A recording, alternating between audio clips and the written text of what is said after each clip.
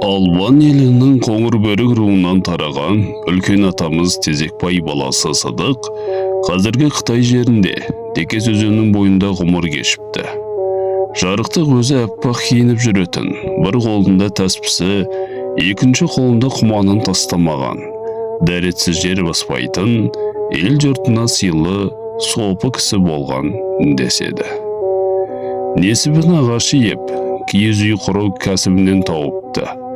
Бұған қоса өзінің есікпен төрдей бойшаң биесімен ол дәуірде шалқап тасып жатқан Текес өзенінің бір жағалауынан екіншісіне ділгәр адамдарды өткізумен де айналысқан екен.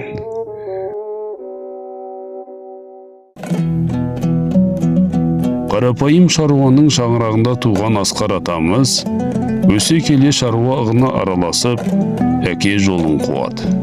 Шешесінен жастай қалып, жетімдік көргенімен талапшыл ер 9 жасында құрын жаттап жетіліпті. Алғыр баланың алымы айналасын тамсатпай қоймайды. Күндердің бір күнінде тіл көз болып, бір жылдай тілден айырылып, мақау болған деседі. Асқар атамыз ешкімнің ала жібін аттамайтын адал, төңірегіне әділ һәм еңбекқор, қайратты жігіт болып өседі. Атамыз ұлы әжеміз Күлшанмен дәм тұзы жарасып, шаңырақ көтерген соң жарық дүниеге тұра қалды. Тастан, Қарихан, Аршидан, Арғанат есімді ұл қыздары келеді. 1962 жылдары арғы беттегі қазақтар Қытайдан өздерінің кірі жуып, кіндік кескен ата мекеніне оралып, табан тірегені белгілі. Осы кезде атамыз ата жұртқа оралған үлкен көшке қосылып, туған жеріне оралады. Ата жұртқа оралған Асқардың отбасы алғаш Жетісу төріндегі Балқаш өңірін мекендеп қалып, біраз жыл сонда ғұмырын өткізеді. Мұнда жүргенінде Асқар атамыз ауыр тірліктен тартынбай, алғаш орман шаруашылығы саласында, кейіннен аудандық тұтынушылар қоғамы мекемесіне қарасты қоймада жұмыс істеп, сол дәуірге тән өмір бейнетімен күн кешеді. Күлшан апамыз болса, үйленімді шаңырақтың ұйытқысы болып, отбасының берекесін кіргізіп отырған аяулы ана еді. Асқар мен Күлшанның үлкен ұлдары тастан әкесіне тартып, зеректігімен достыққа адалдығымен көзге түсіп, бауырларына қамқор, еңбекқор, қолынан іс келетін шебер болып өседі.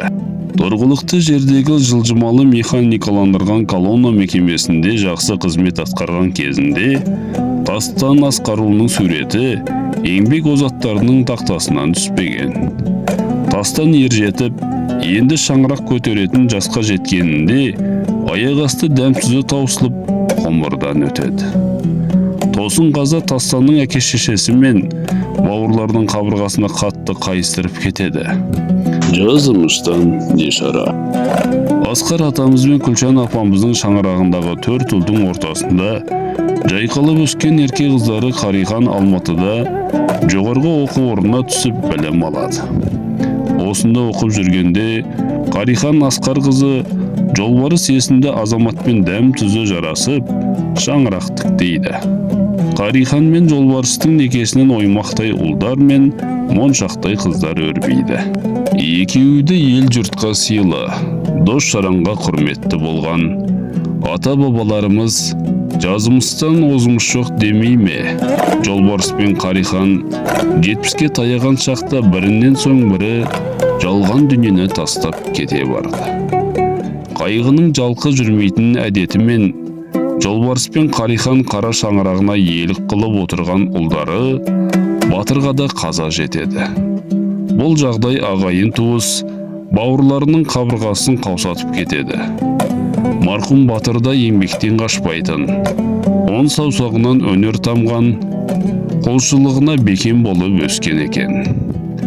Тағдырдың жазуынан кім асқан, айналасы отбасы, орында бар оңалар деген даналыққа бой ұрып, сабырға бой алдырады.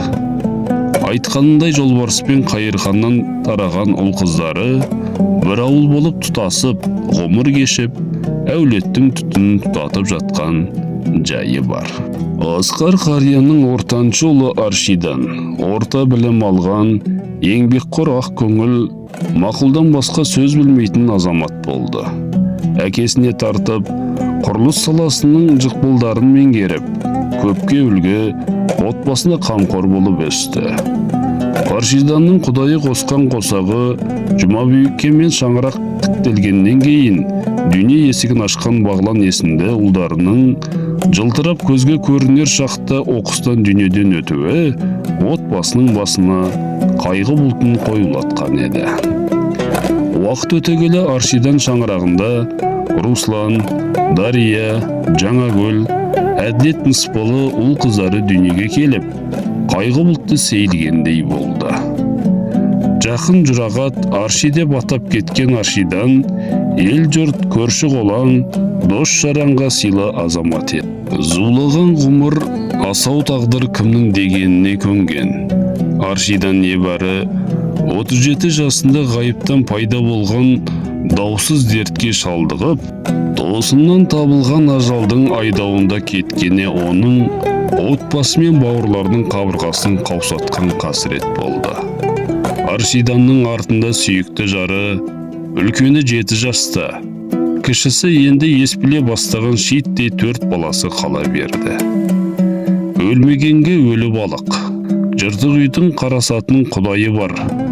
Аллаға шүкір, ағайын туыс пен бауырларының қамқорлығының арқасында Жұмабике анамыз тағдырдың тәлкегін көп көрсе де, мойымай сол бала шағасын ер жеткізді.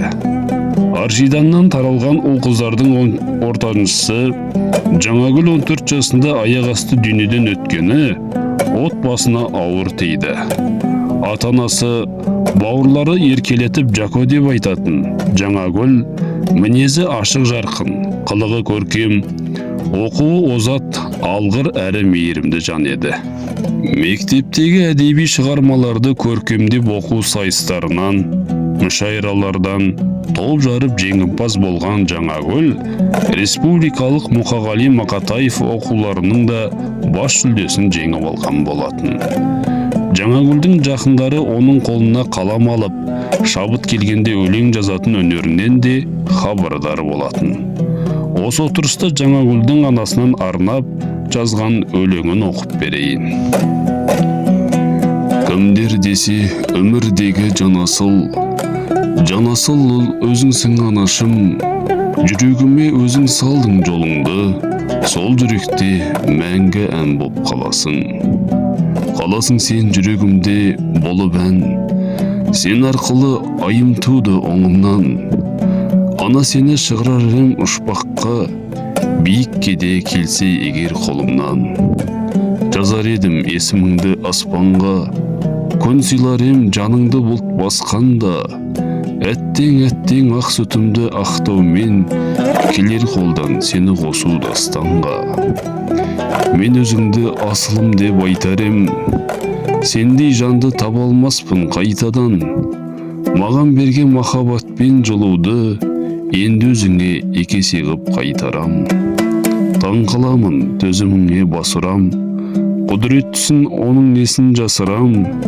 Мейірімді қарапайым жүзіңді, бір көруге, өбуге мен асығам. Өлі риза болмай тірі байымайды деген өміршең нақылға байланған халқымыз әрдайым әруақтарды сыйлаған. Әруақтардың жандары жаннатта болсын. Берілген ас оқылған Құранда Алла қабыл етіп, әруақтарға сауабы тие берсін. Марқұмдардың ұрпақтары жасай берсін.